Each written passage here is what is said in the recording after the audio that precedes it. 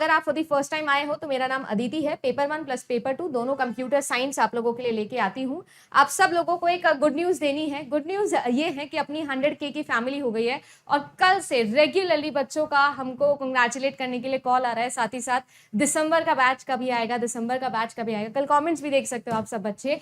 तो जितने भी बच्चे हैं जो JRF अड्डा के साथ में अपने साथ में जुड़ना चाहते हैं, मैं आपको फिर अनाउंस कर दूं कि 1 जुलाई से पहले नया सेशन हम स्टार्ट नहीं कर सकते बच्चे, क्योंकि मैं नया UI पे काम करवाना चाहती हूं। तो जब तक वो होगा उसके बाद में अपनी लाइव प्लस रिकॉर्डिंग जो क्लासेस है वो स्टार्ट होगी, तो लगभग जुलाई के अंदर अपन कोर्स शुरू करेंगे। बट क्योंकि आप सब बच्चों का इतना प्यार और सपोर्ट रहा है, आप सब बच्चों के लिए हम एक नया ऑफर लेके आए हैं। ये जो नया ऑफर है ये सिर्फ 3 दिन के लिए है और जो ये प्राइस है ये भी बड़ी मुश्किलों से आपकी इतनी ही रखी गई है, कोई चेंज इस प्राइस के अंदर नहीं है। 100K की खुशी में आप सब बच्चों के लिए अर्ली बर्ड बैच आया है। नेक्स्ट 3 दिन दिसंबर के लिए मैं एंट्रेंस रजिस्ट्रेशन अलाउ कर रही हूँ, सिर्फ और सिर्फ 3 दिन के लिए, ठीक है ना, जस्ट बिकॉज हम सेलिब्रेट कर रहे हैं। पेपर 1 का कोर्स पुरानी वाली प्राइस पे मिल रहा है आपको 3999 और नया वाला जो आप लोगों का पेपर 1 प्लस पेपर 2 वाला कोर्स रहता है वो आपको मिलेगा 6999 में। ये वीडियो कोर्सेज हैं। इस वीडियो कोर्स के साथ दोनों ही पेपर की टेस्ट सीरीज आपको फ्री देंगे, ठीक है ना। और ये अभी पुराने प्राइस पे है। इसमें जो प्राइस हाइक होना है या जो जैसे कि होता है ना कि सीरियली हर बैच के साथ में थोड़ा थोड़ा प्राइस में हाइक होता है, वो मैं नहीं कर रही हूँ। इस बार सेल्स टीम से बिल्कुल अपन अड़ गए हैं कि कोई प्राइस हाइक अभी नहीं होगा। जेन्युइनली बता रही हूँ, कल भी बहुत डिस्कशन इस पे हुआ। 17 जून तक, ठीक है ना, 17 जून तक ये ऑफर रहेगा 11:55 रात को। उसके बाद में अपन इसमें एनरोलमेंट अलाउ आपको नहीं करेगी टीम, ठीक है ना। तो कोर्स प्लस टेस्ट सीरीज आप ले सकते हो। इसमें मिलेगा आपको नया ही कोर्स जो शुरू होगा जुलाई से, तो ये मैं पहले ही क्लियर कर दूं, ठीक है ना। जुलाई से ही शुरू होगा कोर्स और वही आप लोगों के सारे फीचर्स मैंने यहाँ लिख दिए हैं। आपको जो है वो कोर्स मिलेगा इस तरीके से कि आपकी जो रिकॉर्डिंग क्लासेस है वो 4 क्लास पर वीक होगी और जो 2 क्लासेस है वो आप लोगों की लाइव होगी। ये मैं अनाउंस कर रही हूँ पहले से ही। कोई डाउट है, कोई क्वेश्चन हो आपके दिमाग में तो हेल्पलाइन नंबर पे कॉल करके आराम से संतुष्ट हो जाना, कंटेंट देखना, उसके बाद ही आगे बढ़ना। Experimental, x post facto, descriptive और हिस्टोरिकल रिसर्च के कीवर्ड्स अगर आपको आते हैं तो उससे एसोसिएटेड है ये क्वेश्चन।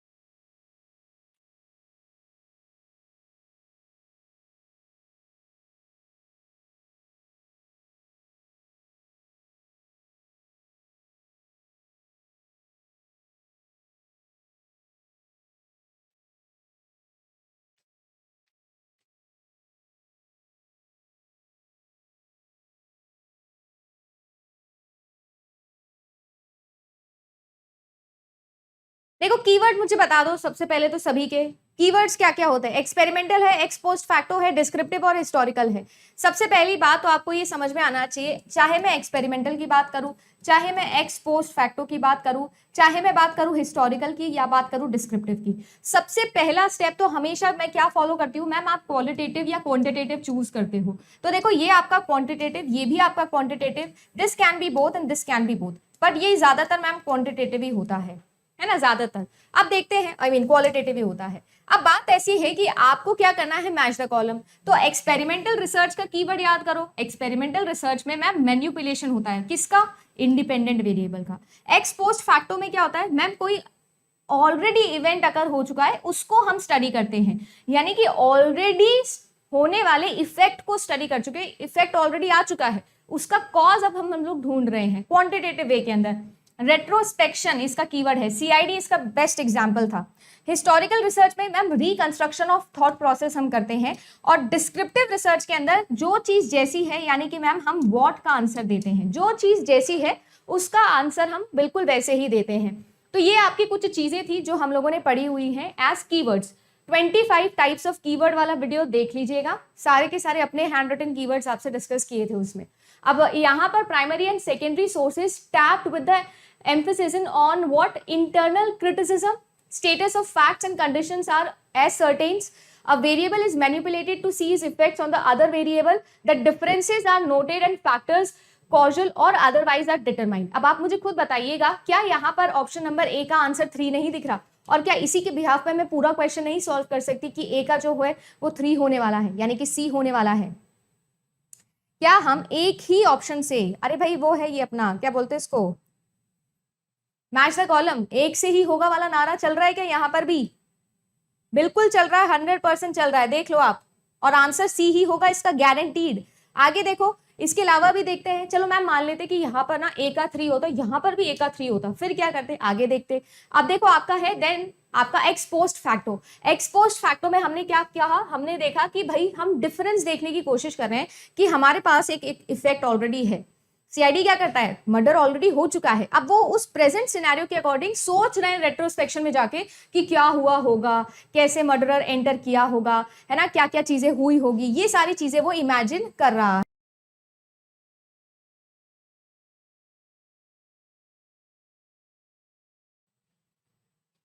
राइट और अगर बात की जाए यहाँ पर तो ये चीज यही स्टेट कर रही है। नेक्स्ट आता है आप लोगों का कौन सा, आपका डिस्क्रिप्टिव रिसर्च। डिस्क्रिप्टिव रिसर्च तो जैसे मैंने कहा, जो चीज जैसी है उसी के स्टेटस में हम उसको पढ़ रहे हैं, एज सर्टेन कर रहे हैं, मतलब कि हम लोग उसको बता रहे हैं कि ये चीज ऐसी है जी, व्हाट का आंसर आपके पास में आ रहा है। एंड देन फाइनली आता है हिस्टोरिकल रिसर्च। हिस्टोरिकल रिसर्च जिसके अंदर इंटरनल क्रिटिसिज्म के ऊपर हमारा क्या रहता है, ध्यान केंद्रित रहता है, इंटरनल क्रिटिसिज्म के ऊपर। कह रहा है रिसर्च हाइपोथेसिस जो होती है आपकी, it can not be directly verified. अब देखो, अगर यहाँ पर आपको नहीं भी पता था तो भी ब्रैकेट के अंदर H1 लिखकर हमको ये समझ में आ गया है कि ये HA की बात चल रही है, यानी कि आप सभी लोगों के ऑल्टरनेटिव हाइपोथेसिस की बात चल जा रही है। और जो आप लोगों की ऑल्टरनेटिव हाइपोथेसिस होती है उसी का दूसरा नाम होता है रिसर्च हाइपोथेसिस। राइट जो आप लोगों की ऑल्टरनेटिव हाइपोथेसिस होती है उसी का दूसरा नाम होता है आपका रिसर्च हाइपोथेसिस, और उसी को हम या तो HA से और H1 इन दोनों ही सिंबल से रिप्रेजेंट करते हैं, H with the subscript of 1 और A। अब रिसर्च हाइपोथेसिस हम जब बनाते हैं या मैं जब ये हाइपोथेसिस बनाती हूँ मेरी रिसर्च प्रोसेस के अंदर, तो हम सभी लोग क्या करते हैं, हम हमेशा मैम नल हाइपोथेसिस बनाते हैं, जिसे हम लोग H0 से डिनोट करते हैं, which is given in the reason वाला पार्ट। राइट तो जो आप लोगों का नल हाइपोथेसिस है उसे हम लोग टेस्ट करते हैं।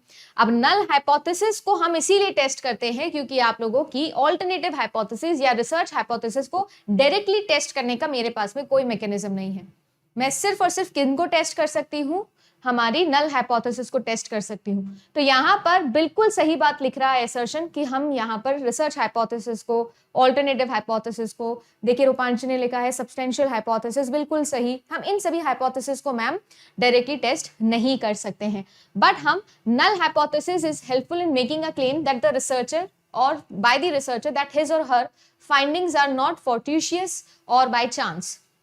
ये बात बिल्कुल ठीक आप लोगों के लिए है, राइट कि आपकी नल हाइपोथेसिस को टेस्ट किया जाता है। अच्छा, रिसर्चर का अल्टीमेट गोल क्या होता है, कोई मुझे बता सकता है? हम ये चाहते हैं कि हमने जो नल हाइपोथेसिस बनाई है वो फॉल्स हो जाए। क्यों? क्योंकि जैसे ही नल हाइपोथेसिस फॉल्स हो जाएगी, ऑल्टरनेटिव हाइपोथेसिस क्या हो जाएगी जी, ट्रू हो जाएगी। ये हमारा अल्टीमेट गोल होता है कि हम नल हाइपोथेसिस को गलत प्रूव कर दे, और इसीलिए हम इसे टेस्ट करते हैं कि ये सही है कि गलत है। अगर ये सही थी, अगर ये क्या थी, सही थी, और फिर भी आपने इसे क्या कर दिया, रिजेक्ट कर दिया, तो क्या आ जाएगा मैम, टाइप 1 एरर आ जाएगा। अगर ये क्या था मैम, ये फॉल्स था और आपने क्या कर दिया, इसे क्या कर दिया, आपने इसे एक्सेप्ट कर लिया, तो क्या होगा मैम, आपका टाइप 2 एरर आ जाएगा।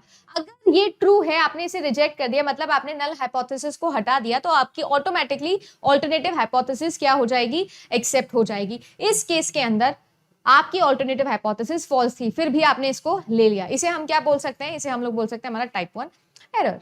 ठीक है, अब सीन ऐसा है कि जो आपकी नल हाइपोथेसिस होती है उसकी अगर मैं थोड़ी सी बात करूं, और जो आप लोगों का ऑल्टरनेटिव हाइपोथेसिस होती है उसको अगर मैं थोड़ी सी तरीके से एक्सप्लेन करूं, ऑल्टरनेटिव हाइपोथेसिस और नल हाइपोथेसिस में ऐसा भेदभाव क्यों है कि यार मैम सिर्फ आप नल हाइपोथेसिस को टेस्ट करते हो?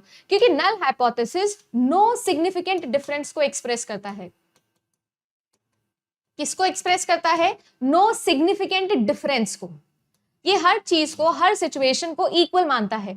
हाइपोथेसिस की डेफिनेशन में हम क्या करते हैं मैम, इंडिपेंडेंट वेरिएबल और डिपेंडेंट वेरिएबल को डिफाइन करते हैं। Types of hypothesis, types of errors और टाइप्स ऑफ टेस्टिंग्स। तीनों वीडियोस चैनल पर हैं, हमने देखे हैं, अच्छे से पढ़ा है डिटेल में। तो हम हाइपोथेसिस में क्या करते हैं, इंडिपेंडेंट वेरिएबल और डिपेंडेंट वेरिएबल का आपस में क्या कॉजल रिलेशन है उसे एक्सप्लेन करते हैं। और नल हाइपोथेसिस में हम मानते हैं क्या कि कोई भी सिग्निफिकेंट डिफरेंस हमारे पास है नहीं, हम कॉजल जो रिलेशन है उसी को क्या मान लेते हैं, नॉट सिग्निफिकेंट मान लेते हैं। अब इसकी वजह से ऑल्टरनेटिव हाइपोथेसिस जस्ट ऑपोजिट होती है आपकी नल हाइपोथेसिस की। तो ये क्या कहती है, ऑल पॉसिबल या ऑल प्लॉजिबल आप लोगों के सिग्निफिकेंट जो डिफरेंसेस है उनको क्या कर देती है, स्टेट कर देती है। समझ रहे हैं? जैसे मैं आपसे बोलूं कि एक प्लांट है, उस प्लांट को आप लोग सनलाइट दो या सनलाइट मत दो, उसकी ग्रोथ पर कोई फर्क नहीं पड़ेगा। सनलाइट दोगे भी तो उतना ही बढ़ेगा, नहीं दोगे तो भी उतना ही बढ़ेगा। ये नल हाइपोथेसिस है, कोई सिग्निफिकेंट डिफरेंस नहीं, सनलाइट दो या ना दो, मतलब सनलाइट और प्लांट की ग्रोथ में जो रिलेशन था, जो कॉजल रिलेशनशिप था, मैंने वो इक्वल ले लिया, मैंने जीरो मान लिया उसको। वेयर एज अगर मैं ऑल्टरनेटिव की बात करूं तो वो क्या होगा, नहीं सनलाइट में रखने से बढ़ जाएगी ग्रोथ, कम हो जाएगी ग्रोथ, जल जाएगा, है ना, नहीं जलेगा। ऐसे बहुत सारे ऑल्टरनेटिव जो स्टेटमेंट्स निकल के आते हैं वो मेरे क्या होते हैं, ऑल प्लॉजिबल सिग्निफिकेंट डिफरेंसेस को डिनोट करता है। इसीलिए हम चाहते हैं ऑल्टरनेटिव हाइपोथेसिस हमारी एक्सेप्ट हो जाए।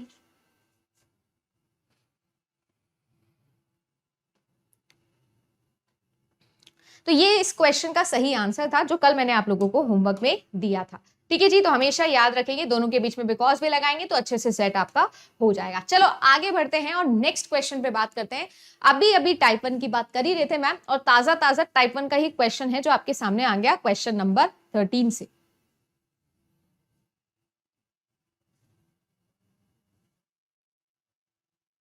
क्वेश्चन नंबर 13,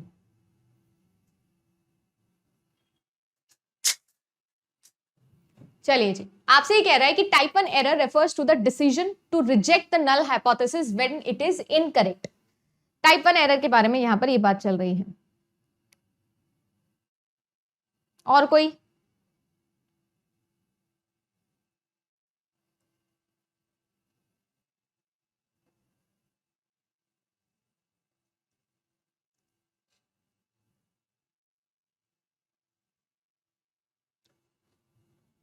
है ना जी।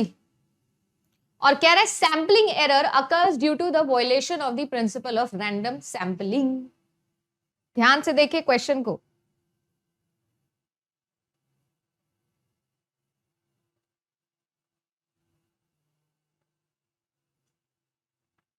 देखो सबसे पहली बात तो अभी मैम हमने पढ़ा था कि टाइप 1 एरर क्या होता है। टाइप 1 एरर होता है कि अगर मेरी नल हाइपोथेसिस करेक्ट थी, ट्रू थी, और फिर भी आपने उसे क्या कर दिया, रिजेक्ट कर दिया, फिर भी आपने उसे क्या कर दिया, रिजेक्ट कर दिया, तो ये क्या कहलाती है, ये कहलाती है हमारी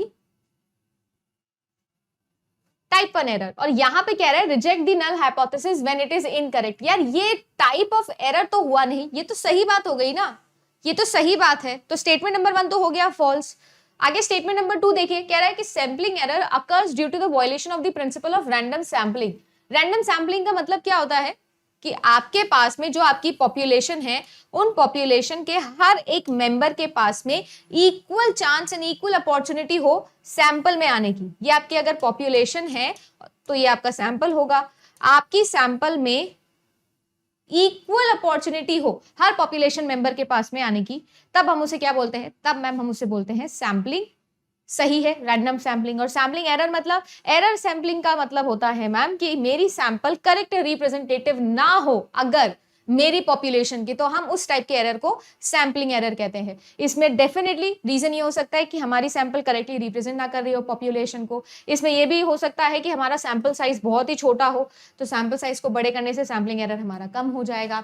जैसे फॉर एग्जाम्पल मैं आप लोगों से बोलूं कि हमारा यूजीसी नेट एग्जामिनेशन जो है उसमें जो आपके 100 क्वेश्चन है या जो 50 क्वेश्चन पेपर 1 के हैं, उससे मैं किसी भी बच्चे की पेपर 1 की नॉलेज को समझ पा रही हूँ, क्या ये पॉसिबल है? आप सोच के देखिएगा। नहीं मैम ऐसा नहीं होता है। हो सकता है मैं मैथ्स में बहुत अच्छा हूं और मेरे वाले शिफ्ट के अंदर मैथ्स के उतने सवाल ही नहीं पूछे, तो इससे ये थोड़ी ना हो जाएगी कि मुझ में कितनी नॉलेज है, उससे ये थोड़ी ना प्रूव हो जाएगा कि मेरे में कितनी नॉलेज है। इमेजिन करिए आपने रिसर्च बहुत डीपली पढ़ी थी, बहुत अच्छे से पढ़ी थी, आपको बहुत नॉलेज है रिसर्च की, बट आपके वाले शिफ्ट में रिसर्च के एग्जाम का, रिसर्च के ज्यादा क्वेश्चंस बने ही नहीं, तो ऐसा नहीं चल सकता मैम, राइट, ऐसा नहीं चल सकता, ऐसा जरूरी नहीं होता है।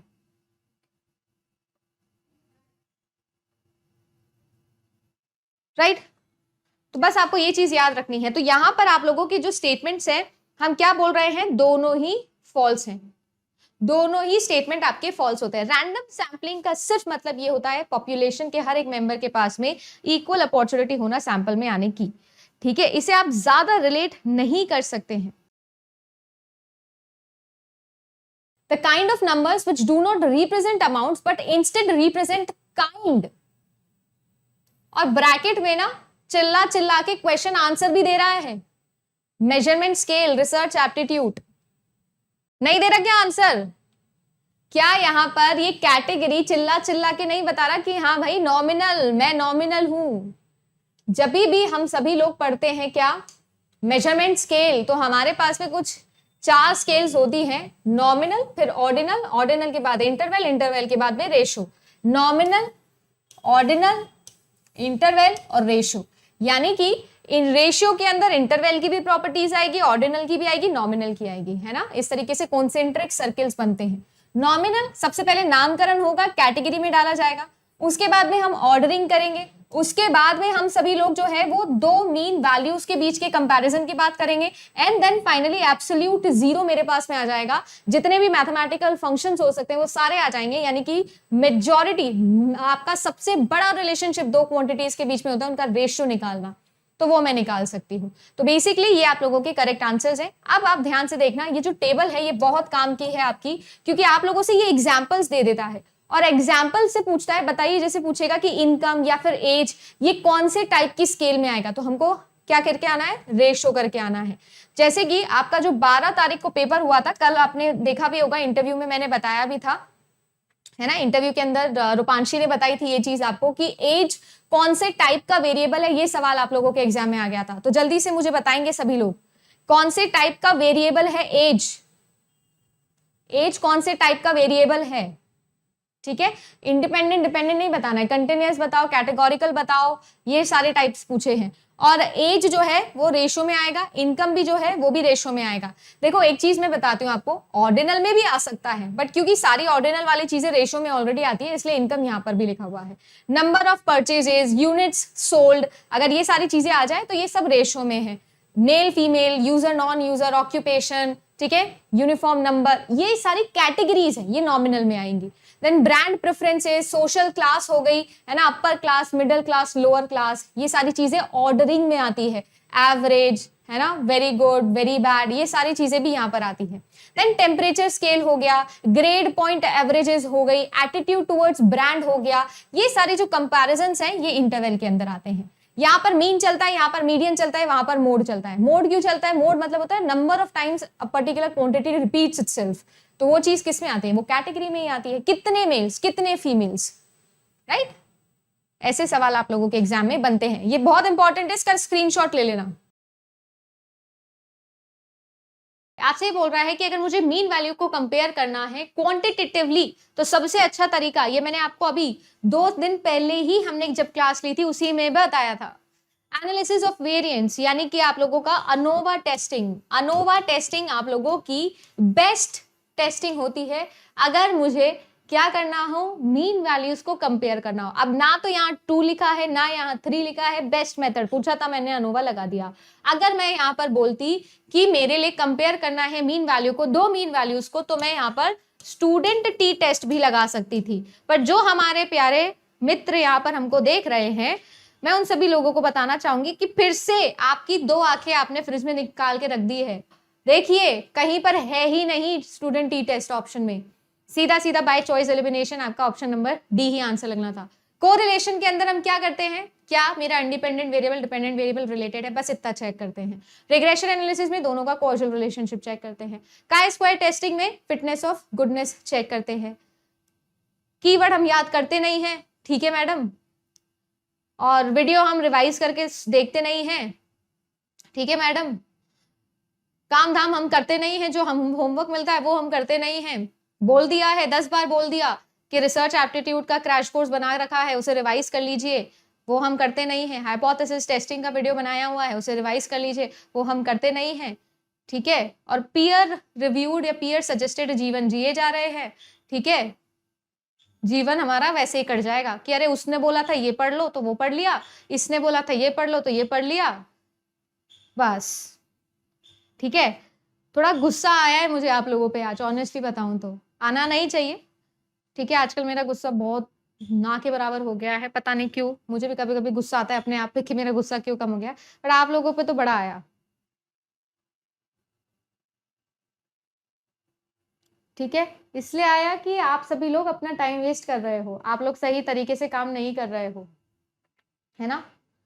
कॉम्पिटिटिव एनालिसिस हमें करने दीजिए आप मत करिए, आपका एग्जाम है, ठीक है। कॉम्पिटिटिव एनालिसिस बोले तो हर जगह जा जाके देखना कि इस वीडियो में क्या बोला है, उस वीडियो में क्या बोला, इस वीडियो में क्या, अरे पंचायती छोड़ दो, ठीक है, पंचायती छोड़ दो, एक ही पढ़ लो। मैं ये नहीं कह रही हूँ मेरा ही पढ़ो, जिसका समझ में आ रहा है उसी का पढ़ लो, पर पढ़ लो, रिवाइज कर लो। अगर क्वेश्चन कर रहे हो इस टाइप के तो गलत नहीं होने चाहिए, है ना। मुझे थोड़ा अच्छा नहीं लगता है, मुझे ऐसा लगता है कि ऐसी चीजें आपकी गलत नहीं होनी चाहिए। और अगर आपने कहीं मेरे से भी नहीं पढ़ा है, कहीं से भी पढ़ा और आपको ये चीज नहीं आती है, इसका मतलब आपने एप्ट नहीं पढ़ा है या आपको एप्ट नहीं पढ़ाया गया है, ठीक है जी। आप लोगों को ये पूरा का पूरा डायग्राम बनाकर मैंने हाइपोथेसिस टेस्टिंग पढ़ाई थी, वीडियो आज भी आप सभी लोगों के सामने रखा हुआ है, चाहे तो जाके क्रॉस चेक कर लेना, ठीक है। I believe in content delivery, ठीक है, और वही मैं कर रही हूँ, ठीक है। वही इंपॉर्टेंट है आपके लिए, कंटेंट इंपॉर्टेंट है तो आप उसके पीछे भागो, ठीक है। डिस्ट्रैक्शन कम करिए।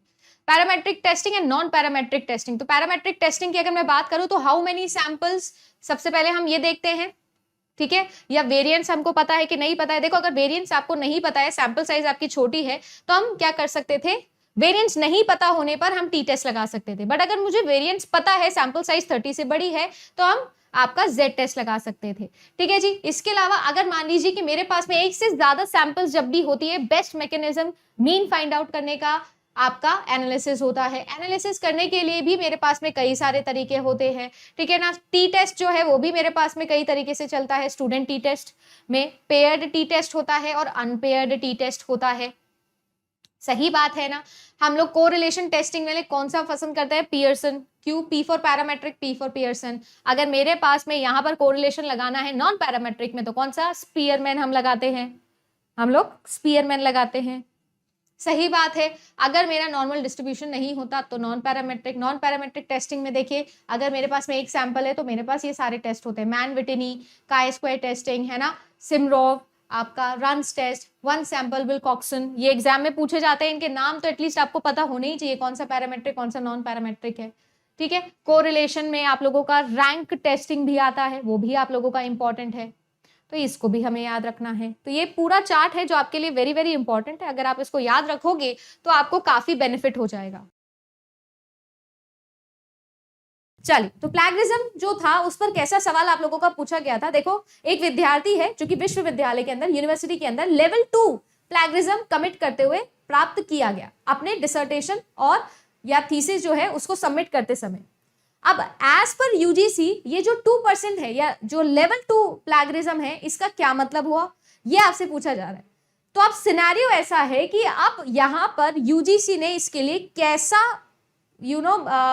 कॉन्सिक्वेंसेस दिया हुआ है, ये आपको पूछा जा रहा था कि भाई एक वर्ष के लिए, यानी कि 1 पीरियड ऑफ टाइम के लिए इसको क्या किया जाएगा, इसको बोल दिया जाएगा कि भाई तू जो है सबमिट नहीं कर सकता तेरी थीसिस को, 1 साल इसकी पीएचडी पीछे हो गई। या तो आप ये करिए, लेवल 2 प्लैगियरिज्म इन्होंने किया था, या आप क्या करिए, 6 महीने के लिए आपको निकाल दिया जाता है, जैसे रेस्टिकेट कर देते थे ना, तो वैसे आपको रेस्टिकेट कर दिया, यानी 6 महीने पीछे आपकी पीएचडी चली जाएगी। फिर आपको किया जा रहा है कि आप एक रिवाइज्ड स्क्रिप्ट को लेके आइए और पर्टिकुलर टाइम आप लोगों को दिया जाएगा कि भाई इतना ही टाइम दिया है, और अगर तुम उस टाइम के बाद 1 साल के बियॉन्ड आप लेके आए हो तो आपकी पीएचडी ही कैंसिल कर दी जाएगी। या फिर आप उसको ऐसे बोलिए कि भैया तेरे को टाइम दे रहे तो 6 महीने के अंदर अंदर तेरी थीसिस दोबारा से बना के ले आ, नहीं तो हम तेरी पीएचडी कैंसिल कर देंगे। सही है, ये सवाल आपसे पूछा गया था, तो सवाल का आंसर तो बाद में देंगे, वो तो आप लोग दोगे। मैं आपको बोलना चाहती हूं कि यहां पर क्वेश्चन कहां से बना, लेवल 2 प्लैगियरिज्म, ठीक है ना। तो मैंने एक टेबल बना दी है यहां पर, जिससे आपको समझ में आ जाएगा कि लेवल 2 प्लैगियरिज्म क्या होता है। आगे देखिए, अब ये जो क्वेश्चन है भाई यहां से आप लोगों का आया था, ध्यान रखेंगे आपके पास में सबसे पहले आ गया है लेवल 0। लेवल 0 का मतलब क्या है कि 10% जो है आप लोगों की वो सिमिलैरिटी है। मान लीजिए कि 10% सिमिलैरिटी है तो वो लेवल 0 कहलाता है, इसके लिए कोई पेनल्टी नहीं लगती है। अब ये जो है ये इसलिए भी है, याद रखिएगा मैंने अभी आप लोगों को बताया था सिमिलर टर्म्स के बारे में, सिमिलर टेक्स्ट, कोई स्टैंडर्डाइज फॉर्मूला है ना, कोई स्टैंडर्डाइज थ्योरी है। अब जैसे आप आइंस्टाइन है, जैसे कि आपको मैंने आज कम्युनिटी पे अपना फेवरेट कोट भी बताया था एल्बर्ट आइंस्टाइन का, याद है ना। मान लो कि अगर वो कोट मुझे कहीं यूज करना है, अब एल्बर्ट आइंस्टाइन सर ने वो चीज बोल दी थी तो हमने उसको एज इट इज यूज किया है। अब वो तो सदाबहार है, न्यूटन का कोई लॉ है जो आप यूज कर रहे हो, वो तो लॉ है, सबके लिए सेम है। तो देखो 10% तक सिमिलर टेक्स्ट आप लोगों के अलाउड होता है, इतना भी हार्श नहीं है, तो इसे हम लेवल 0 बोलते हैं, जिसके लिए कोई पेनल्टी नहीं होती है। पेनल्टी शुरू होती है लेवल 1 से, जहां पर 10% से ज्यादा और 40% तक सिमिलैरिटी अगर आप लोगों के टेक्स्ट में आने लग जाए तब हमें इसे क्या बोलते हैं, चोरी बोलते हैं। लेवल 1 प्लैगियरिज्म इसे बोला जाता है। यहां पर 6 महीने वाली सजा मिलती है आपको, यानी कुल मिला के आप सभी लोगों को रीसबमिट करना होता है 6 महीने के पहले पहले अपने थीसिस को या डिसर्टेशन को। 6 महीने के पहले पहले, अगर 6 महीने से ज्यादा हुआ तो पीएचडी गई तुम्हारी। फिर जय श्री राम, ठीक है जी, ओके। इसके अलावा मान लीजिए कि कोई रिसर्च पेपर आप पब्लिश कर रहे हो, रिसर्च आर्टिकल कहीं पर पब्लिश करवा रहे हो, तो आप क्या करोगे, देखो सिनेरियो ऐसा है कि अगर प्लैगियरिज्म होता है तो आपका जो पेपर है वो दोबारा भेज दिया जाता है, उसे एक्सेप्ट नहीं किया जाता है, आपकी मैन्युस्क्रिप्ट को ही विड्रॉ कर दिया जाता है, ठीक है। आगे बात करें लेवल 2, जिस पर हम लोगों ने अभी बात भी करी थी, आपको याद हो तो 2023 वाला क्वेश्चन। तो लेवल 2 क्या कहता है, 40 से 60% तक अगर आपकी सिमिलैरिटी है तो काफी ज्यादा हद तक यहां पर सिमिलैरिटी आपकी आ गई है। यहां पर क्या किया जाता है कि स्टूडेंट को यह बोला जाता है कि वो 1 साल के अंदर अंदर अपनी जो थीसिस है प्लीज उसको क्या कर दीजिए, दोबारा से लिखकर बताइए, या बेसिकली लिखकर बताइए इन द सेंस है कि डिबार्ट हो गया है, 1 साल के लिए उसको क्या कर दिया जाता है, डिबार्ट कर दिया जाता है। 1 साल के लिए रेस्ट्रिकेट है वो, मतलब उसकी पीएचडी 1 साल एक्सटेंड हो गई, जहां 5 साल में खत्म होनी थी अब 6 साल पे खत्म होगी, भैया ये वाला सीन हो गया है, सही है, बहुत इंपॉर्टेंट है। लेवल 2 1 साल के लिए डिबार्ट हो चुके हो अब आप। नेक्स्ट अगर मैं बात करूं, अगर एकेडमिक या रिसर्च पब्लिकेशन के लेवल पे बात की जाए, यानी कुल मिला के आप अपने मास्टर्स के अंदर, एमफिल के अंदर, अब तो एमफिल खैर हमारे डिसकंटिन्यू हो गया है न्यू एजुकेशन पॉलिसी में, बट डिसर्टेशन आप कर रहे हैं, एमटेक कर रहे हो, आपका जो पेपर आपने लिखा है, अब वो पेपर आप कहीं पर सबमिट करते हैं पब्लिश होने के लिए ना कहीं किसी ना किसी जर्नल के अंदर। तो देखो ध्यान रखिएगा यहाँ पर क्या होगा, जो स्टूडेंट है सबसे पहले तो उसको बोला जाएगा कि तू विड्रॉ कर, और साथ ही साथ एनुअल अग्रीमेंट किया जाएगा कि उस साल होने वाले जितने भी कॉन्फ्रेंसेस हैं या जितने भी सेमिनार्स हैं उनके अंदर आप अपना पेपर पब्लिश नहीं करवा सकते।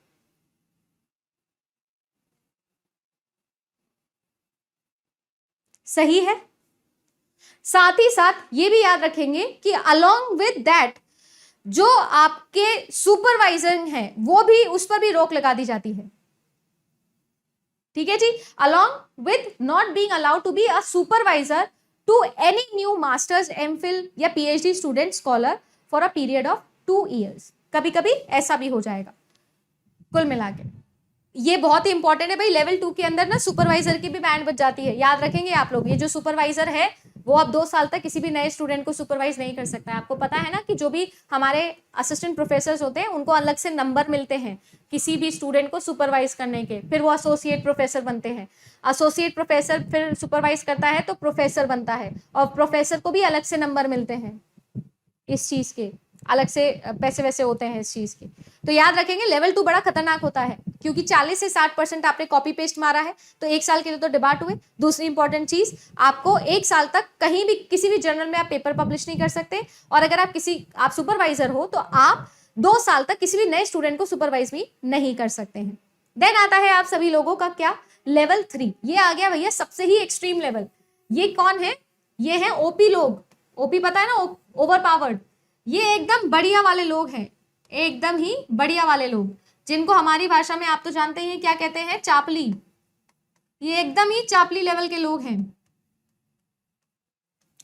ये चापली लेवल क्या है, ये तो 60% से ज्यादा सिमिलैरिटी इनके टेक्स्ट में आ रही है।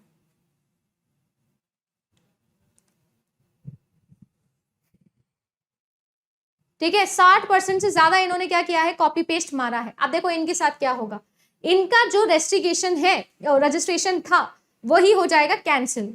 नमस्ते, समझ रहे हैं, इनका हो गया नमस्ते, नमस्ते हो गया इनका, हर हर महादेव, पीएचडी से नमस्ते हो चुका है इनका, पूरा वही खत्म, प्रोग्राम ही खत्म इस स्टूडेंट का तो, ठीक है ना।